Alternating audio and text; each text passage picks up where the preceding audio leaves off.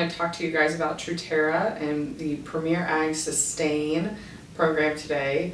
So let's dive deep into that. What do those two things mean? The Premier Ag Sustain program uses the TruTerra tool. I have talked to a few growers about this tool in the past year, and you guys might recognize those words just from last year's answer plot.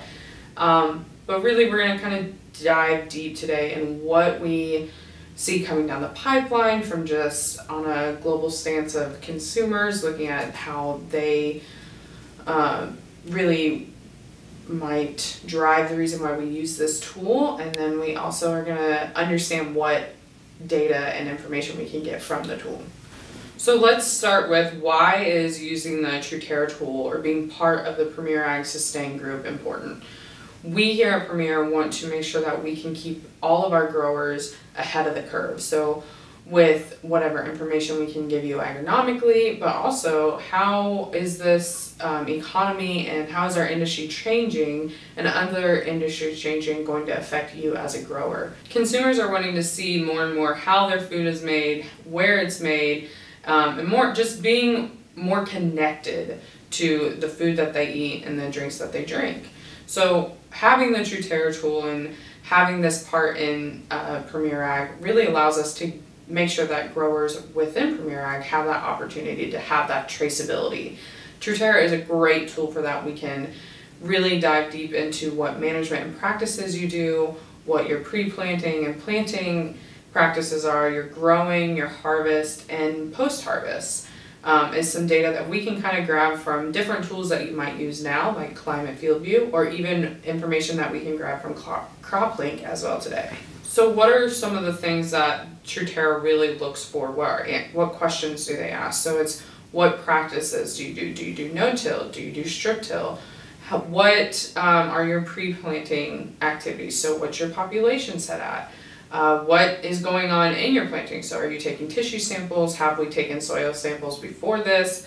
What's going on during the growing season? Did you put fungicide down, insecticide down? If so, how? Also, did you use cover crops? And if so, how did you plant those cover crops? Did you aerial seed them or did you drill seed them? And then harvest. We really want to understand the yield that you're getting. The biggest thing also is, what conservational practices are you implementing today, or what practices can you implement on some ground that might not be extremely productive for you as a grower? We might be able to give you some insight on what practices you may want to start using. So why do we want to do this? It's very easy for all of us to be like, this is nothing that we need to be worried about. If we don't make food, no one gets fed. That's a fair argument. However, if you aren't growing the crop that you grow, then you might not make the money that you make today. And why is that important for us to put you ahead of the curve? Is because we don't want to be told that you have to do these things. There are government regulations out there that could possibly come at any point.